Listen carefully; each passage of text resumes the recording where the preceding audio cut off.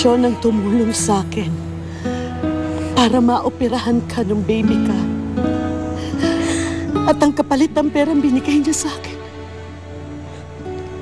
ay si Cara. Hindi ko alam na si Sean pala ang tiyahin ni Roxanne. At sa kanya ibinigay si Cara dahil nahihirapan magbuntis si Roxanne. Diyos ko. Ang sakit naman magbiro ng tadhana, Nay. Sino ang mag-aakalang kapatid ko, si Vanessa? Kaya pala ang gaan-gaan ang loob ko sa kanya. Noong una ko siya makilala. Kung nalaman ko lang agad, Nay, hindi ko sana siya nasaktan kanina.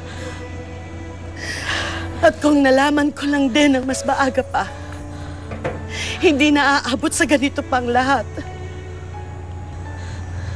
Nay, halika, kausapin natin si Vanessa. Puntahan natin siya. Huwag na. Nakausap ko na siya. Matigas pa rin si Vanessa eh. Siguro mas makakabuti kung bigyan na muna natin siya ng pagkakataong makapag-isip.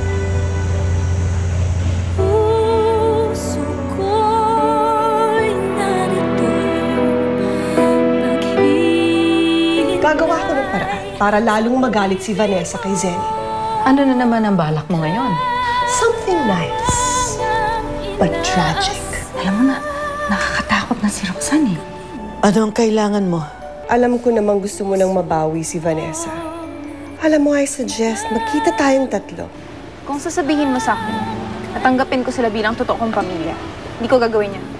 Pero ipapaalala ko lang sa'yo, hindi ka tunay na anak ni Tita Roxanne. Kadugo mo pa yung naaway niya.